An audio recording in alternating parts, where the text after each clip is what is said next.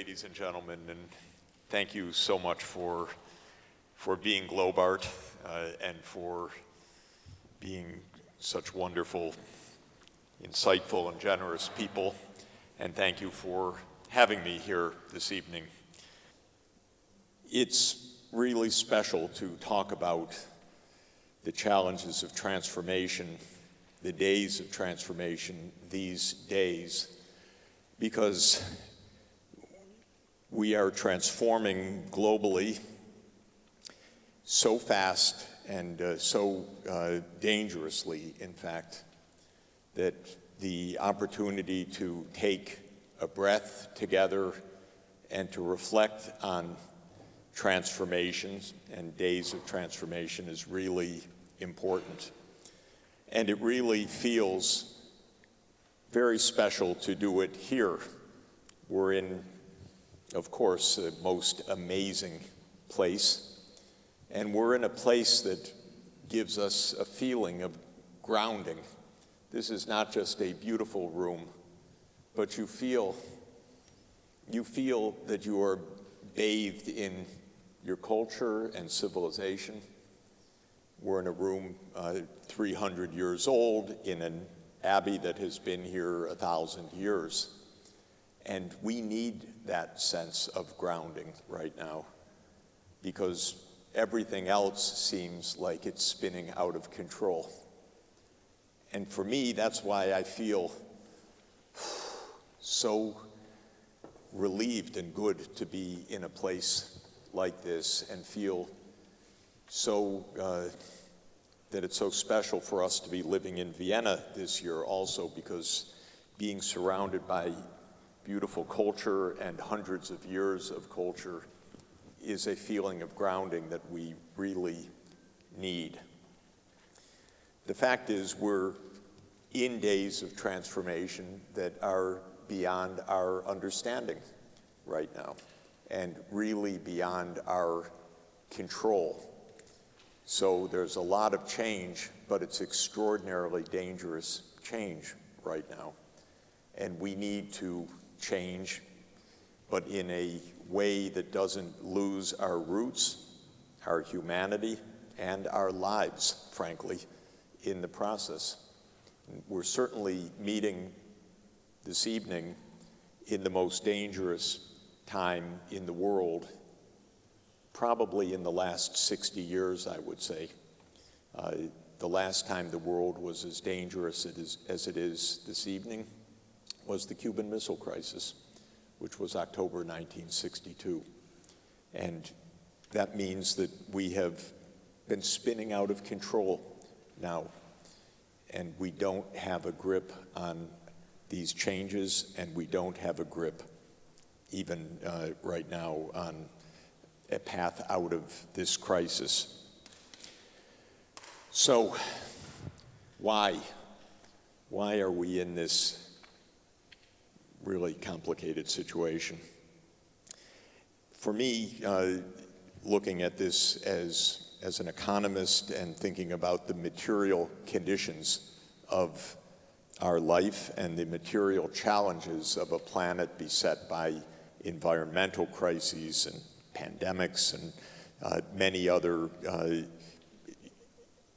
physical and technological crises, I reflect on the fact that the material transformation of the world is proceeding at a rate that is so fast that we are lagging even decades behind our proper insight and understanding about what is happening to us.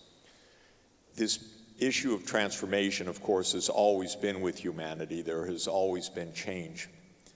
But it is not a cliche and not a mistake to view change as having accelerated dramatically and continuously, I would say, over the past 500 years, and reaching a rate of change now that is not manageable by our institutions and not manageable by our understanding, and therefore putting an absolutely unprecedented challenge in front of us. In economic terms, we think about the basic structure of the world economy and can look back even some thousands of years to gain some perspective. And what is notable about human history, and not surprisingly, is that for the first 200,000 years of human history, roughly the period of 200,000 years ago till about 10,000 years ago, not so much changed in our economic life. We were a species of hunters and gatherers. And then a decisive change took hold over a period of 2,000 or 3,000 years in about 7 places in the world to transform us to a society of agricultural cultivators. And human settlements and agriculture became the dominant organization of society. And a lot changed, and human beings learned a lot, and societies and empires rose and fell. But for roughly 10,000 years, the vast proportion of human beings on the planet were cultivators, so that if we had looked out at this Abbey at the time of its building, really even for the next 200 years after that, we would have seen a valley of farmland and cultivation of, no doubt, viticulture and grains being produced by peasant farmers throughout the Danube and Washoe Valley. Not much changed in material terms for thousands of years, actually. And one of the greatest economists of all time, John Maynard Keynes, in a brilliant essay in 1930, noted that if a peasant farmer from the Roman Empire had reappeared in Europe, almost anywhere in Europe, in 1750, he would have felt completely at home with the technology, the farming, the standard of life. And that was a period of the long European history from the beginning of the empire until the late 18th century. And what we see in terms of transformation is that there was an obvious but very subtle rate of transformation that began to increase starting in the early 1500s. It was probably, in my understanding of this, because it's hard to decipher of all of the changes on the planet, what was leading to that beginning of transformation. It was probably 3 main factors: more interchange between East and West, because the East was technologically more advanced than Europe at the time. The discovery of the sea routes to America and to Asia from Europe in 1492 and 1498, and the printing press. The 3 together probably began a quite deep set of transformations to break out of what looked like, from generation to generation, societies of stability. And we begin to see the change of ways of life, but very gradually. One of the most remarkable predictors and interpreters of events was the British public official and thinker Francis Bacon in the early years of the 17th century, writing in the very first years of the 1600s, where he said, change is on the way, and the path to change is knowledge. Knowledge will be power. And he had a very clever idea. scientific experimentation would be the path to knowledge. That knowledge would be the path to power and to wealth.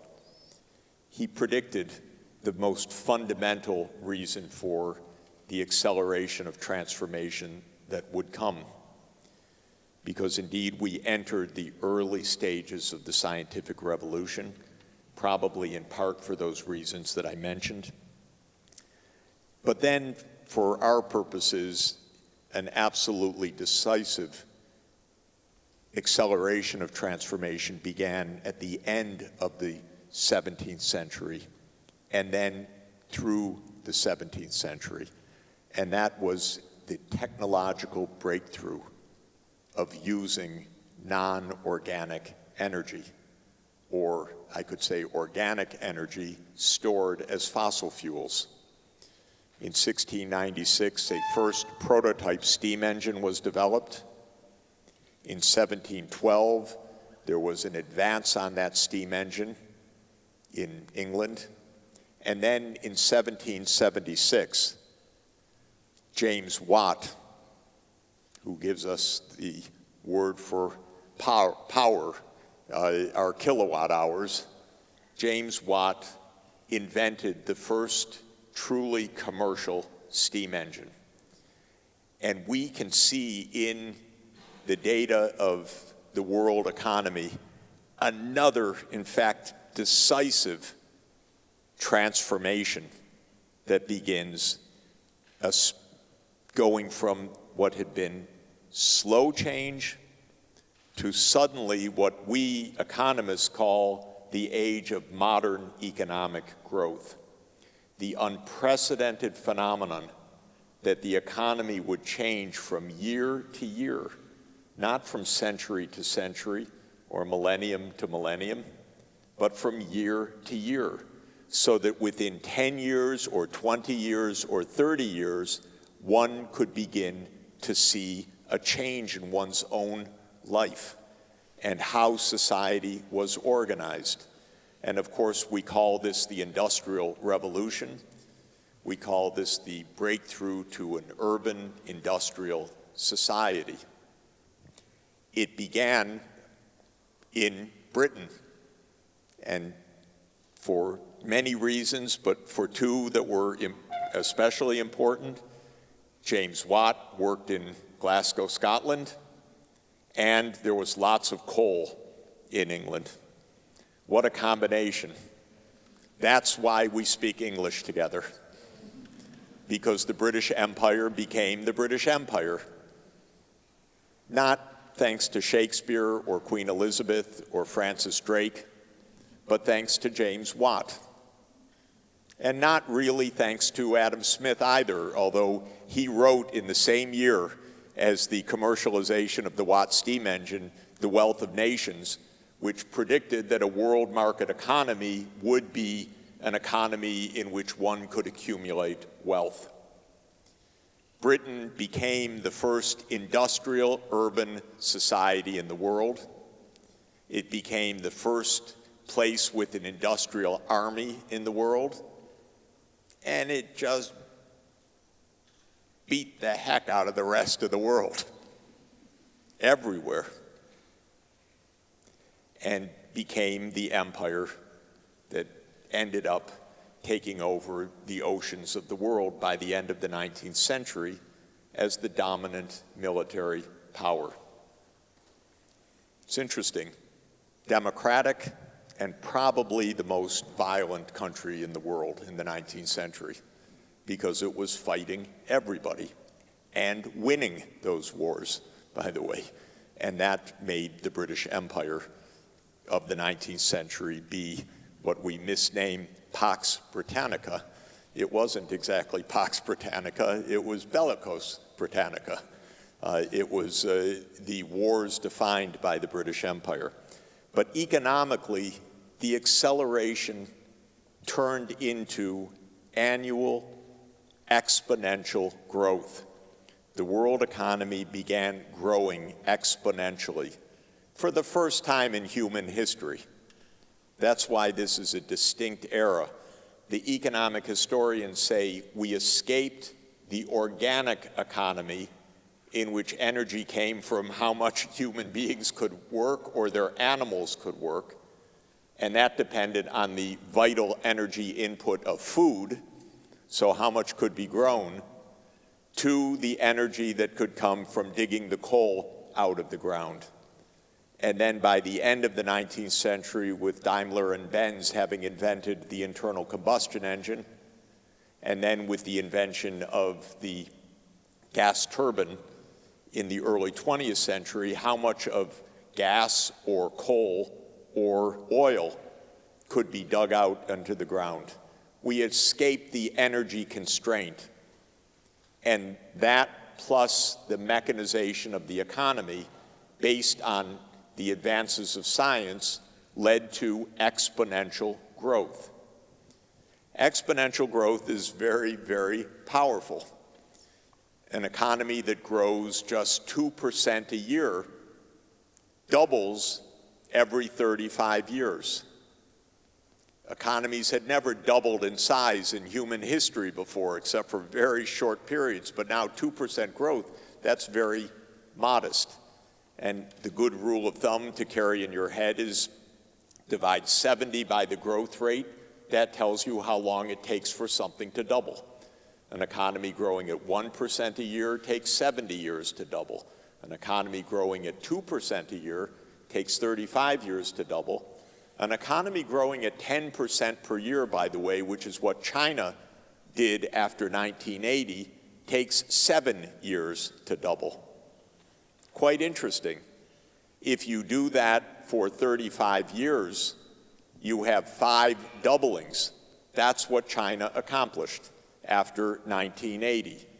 They caught up in industrialization by doubling at 10% a year, for doubling every 7 years for 5 doublings. If you double 5 times, that's 2 times 2 times 2 times 2 times 2. That is a 32-time increase of the economy. That's what transformed the world economically and geopolitically.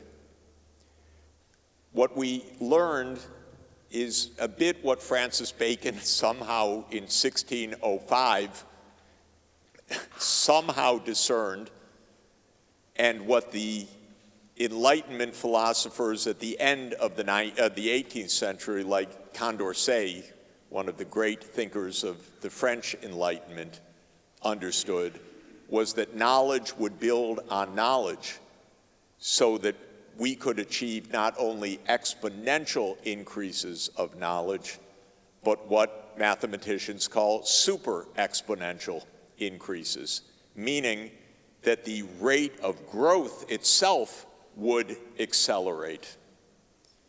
We're in one of those phases of transformation now with the digital revolution, because the progress of the digital revolution, whether it's in computing or in transmission of data, or in many applications of storage and use of data, or in the design of intelligent systems and now artificial intelligence, is operating at a super exponential pace. This revolution in particular started in the mind of another great genius of all time, Alan Turing, in England in the 1930s, and in John von Neumann's head, the great polymath Hungarian mathematician in the 1940s, and then with the discovery of the transistor in 1947, we ended up with a whole new world, a world of digital technology at an accelerating rate. Why do I mention all of this about acceleration and days of transformation? And why did I start in such a somber way when this all sounds pretty darn good? We can now stream movies on our phone reliably. So what could be bad about that? And we can Zoom with our friends and see our families and have 1,000 apps. And in principle, it's true that all of this acceleration could be a wonderful thing. But what we know is human nature is not necessarily a wonderful thing. We are a divided species in our impulses, our moral capacities, our behaviors, and our technologies are in the hands of human beings. And the best expression of the implications of this, in my view, are what President John F. Kennedy said in his inaugural address, which I very often repeat because it cycles in my mind. He says, "For our world is very different now. For mankind holds in his mortal hands the ability to end all forms of human poverty and all forms of human life." And that is the nature of our dramatic transformation. We have two very different futures possible from this dramatic acceleration of transformation. My work is aiming towards the first direction, the end of poverty. It's been my thought for most of my career that I live extremely well. I have all the comforts imaginable. I like how I live, and I would like others to live that way too, with electricity, with the conveniences of technology, with the ability to see a doctor, with the ability to go online for information or entertainment or data, with the ability to travel and see other parts of the world. That is a nice life. It's a wonderful life. And it is a good life, in my view, if it can be a life that is available for people everywhere and a life that is consistent with the environmental conditions of our world. The idea of combining material progress with social justice with environmental sustainability, or what we call sustainable development.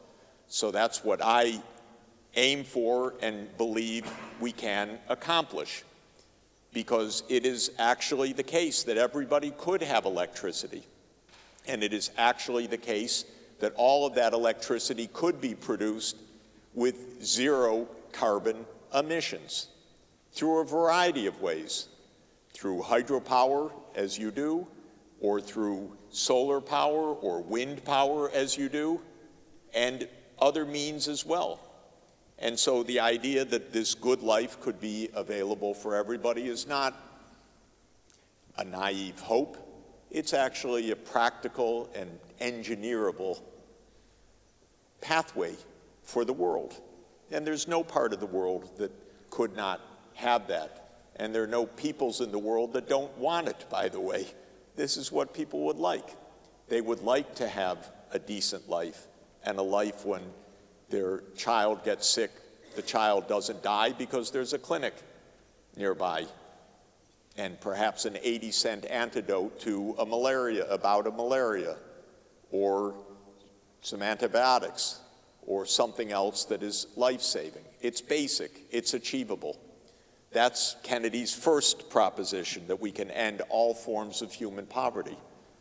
But Kennedy also made clear the real distinction of our time, that we can end all forms of human life. And of course, Kennedy was referring to nuclear war in his time, and we now know there are other ways that we can destroy the planet as well, environmentally. We can wreck the climate so decisively that, if not destroying all forms of human life, it could lead to mass famine, mass dislocation, mass impoverishment. And this year we've already seen disasters everywhere, including today, Category 5 hurricane or near Category 5 hurricane in Florida, which left many dead and destroyed a large swath of that state, and is now on its way to do more damage up the east coast of the US. But we've had the flooding in Pakistan, the droughts in Europe, the droughts in China, massive flooding in Italy, and across Africa, failed rains and increased hunger. We're not mastering these transformations. They have run ahead of our understanding and of our institutions.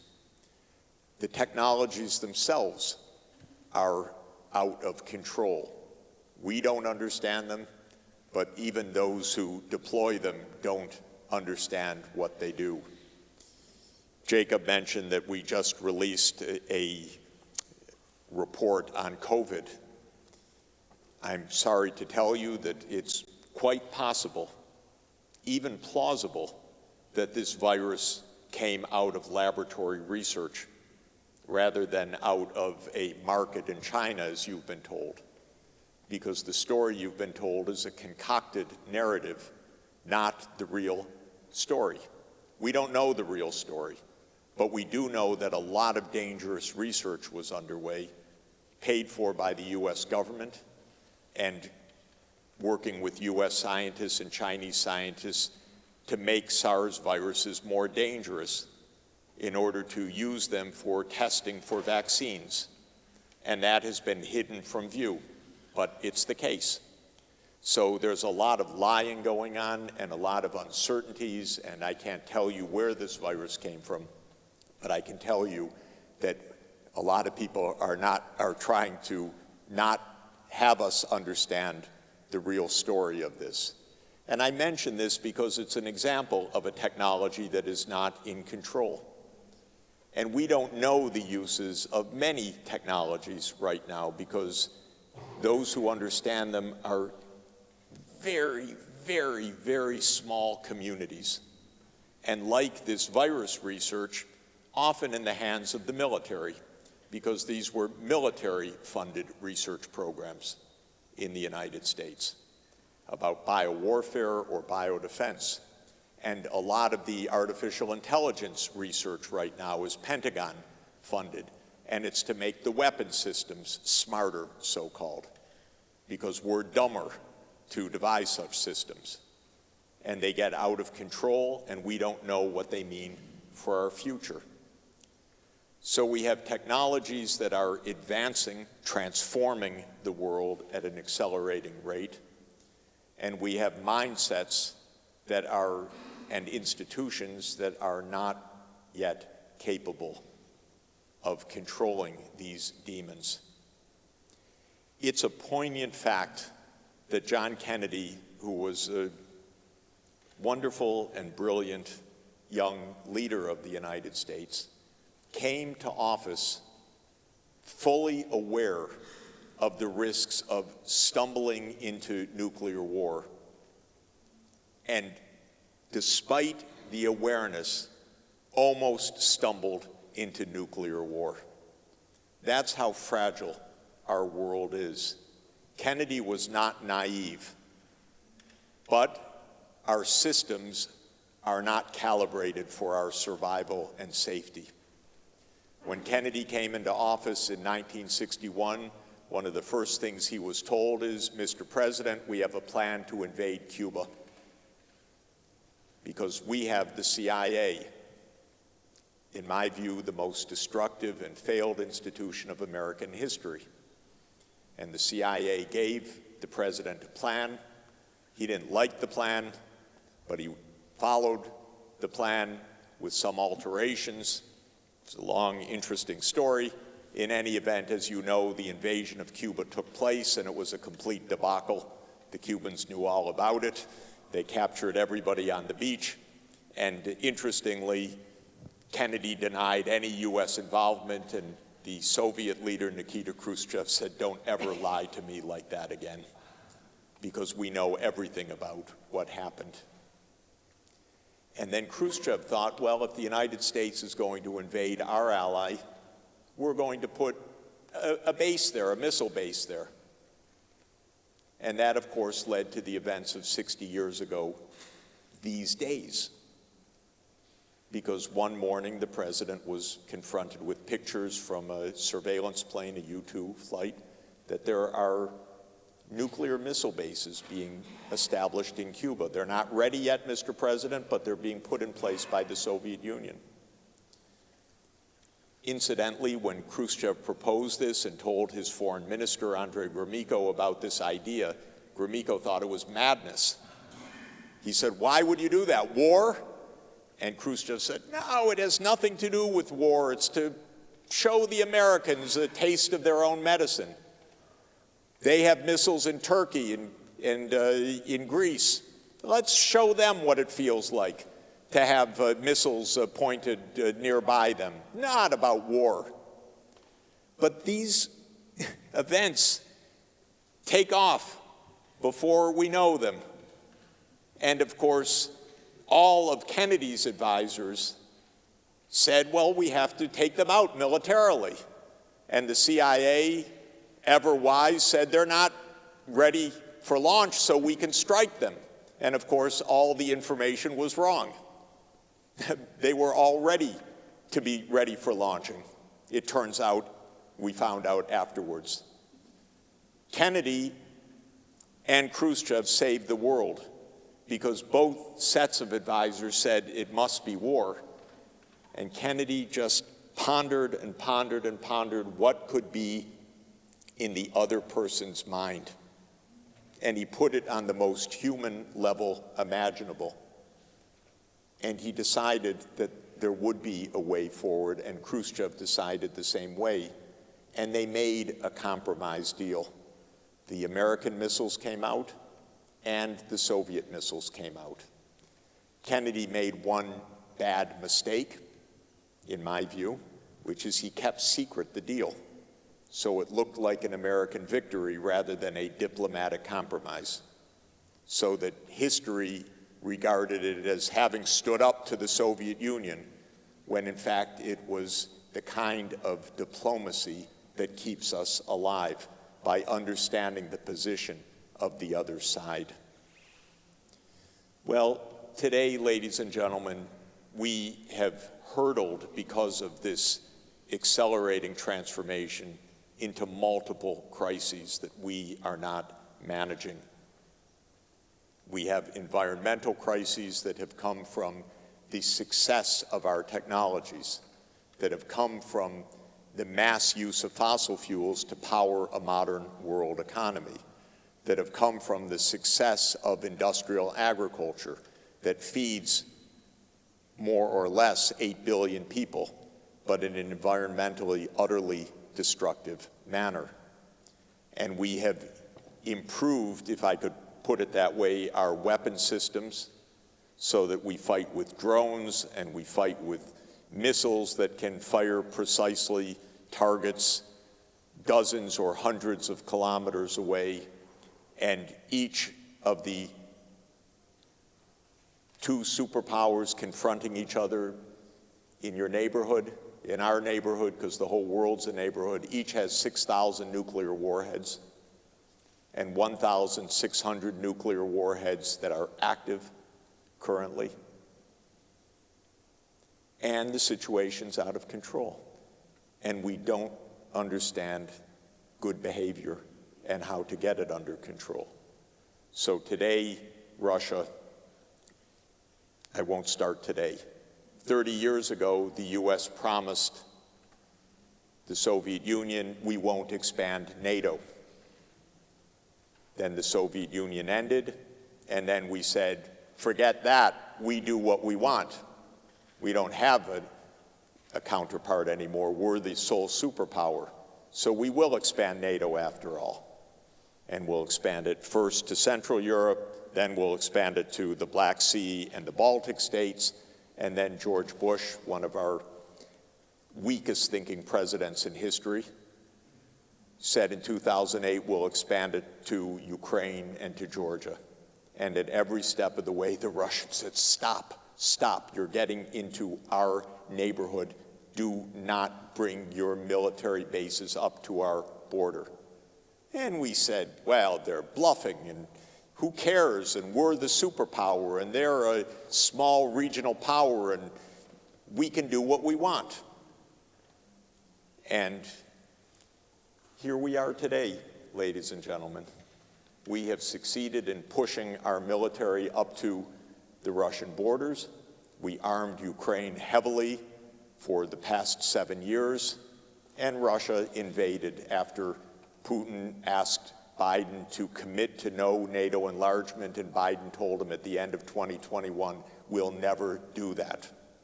It's Ukraine's choice. It wasn't Cuba's choice, but it is Ukraine's choice.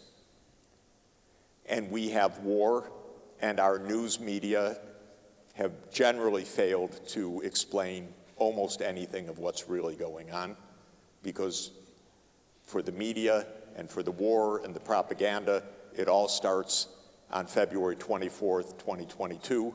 There's no history, there's no superpower rivalry, there's no provocations, there's no background, there's just Putin's invasion. And even if there were, we say we're going to defeat an army with 6,000 nuclear warheads.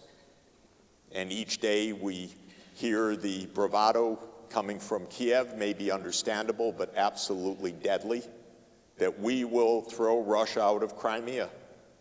So today, everything accelerates. This is a day of transformation. Russia annexed 4 territories, contravening international law. The Ukrainians say they've encircled thousands of Russian troops and will destroy them. And Kiev applied for an accelerated membership in NATO. God help us to manage this situation. What do we need to do? 2 things, and I'll stop here, and then I'm looking forward to the discussion with Renata very much. 2 things. We need to get smart about what we are thinking and doing, because we are not smart right now. We may think we're clever, but we're managing a news cycle, and things are out of control, whether it's laboratory research or military research or the way we deploy our armies and weapon systems and alliances. And the second thing, for heaven's sake, we need to do is to remember that we're human beings, and when human beings disagree, they need to sit to talk. And the main thing that we're missing right now is the human side. That's why gatherings like this are so wonderful, why GLOBArt is so important. It's all about being human beings at the best. It's face-to-face. It's the arts and politics and our lives in a coherent and consistent and holistic way.